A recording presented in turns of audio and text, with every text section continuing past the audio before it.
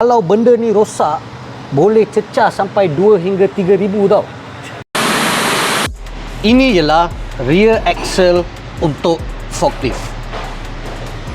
Untuk orang yang sentiasa pakai forklift, mesti pernah dengar repair work macam rear axle dah rosak, knuckle dah worn out, bearing dah patah dan macam-macam lagi.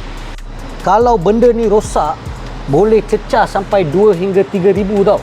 Kalau axle dah rosak, kamu boleh perasan tayar dia macam goyang-goyang tau. Memang tak stabil. I pernah tengok kes yang driver pakai forklift tu sampai tayar dia tercabut, axle dia dah patah dah. Hari ni saya nak bagi tahu 3 tips macam mana nak jaga rear axle supaya kamu tak kena kos-kos repair yang tinggi. First step ialah kita sentiasa kena check greasing yang ada pada rear axle tu. So macam mana nak check? Senang saja jom saya tunjuk. Okey, tunduk sini. Kalau gelap, buka torchlight. Okey, kena tengok ada kesan grease tak. Ini nama dia ialah greasing nipple.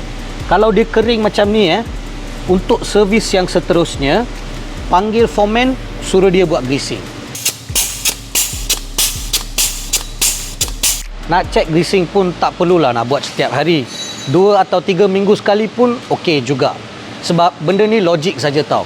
Kalau besi dengan besi geser sebab tak ada lubrication yang bagus atau tak ada greasing, mesti akan jadi haus ataupun worn out. Tip nombor 2, jangan pandu forklift atas permukaan yang kasar, terutamanya jalan atau lantai yang ada lubang-lubang ataupun pothole. Contohnya macam ni.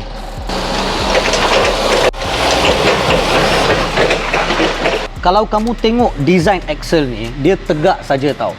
Dia bukan macam kereta ada absorber lah, suspension lah, dia bukan macam tu. Ni axle design dia direka untuk dipakai atas permukaan yang rata sahaja. Nombor 3, sentiasa jaga condition untuk tayar belakang di forklift kamu.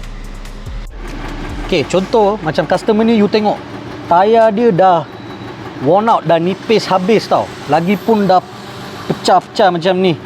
So kalau tayar macam ni masa dia jalan tu tak ada kestabilan. Lagi satu bila tayar dah nipis, yang bila dia tebal luaran dia tu lembut sikit. Tapi yang tengah-tengah tu dia memang keras. So bila forklift jalan, dia tak boleh absorb impact dia. So impact dia semua kena pada rear axle. Ingat ya guys, untuk jaga rear axle forklift ni perkara yang mudah sahaja. Jadi jangan abaikan 3 tips yang kita bagi tahu tadi. Kalau axle dah rosak sia-sia je kena bazir kos yang besar untuk repair. Okay guys, harap video ni dapat membantu anda. See you all soon. Bye bye.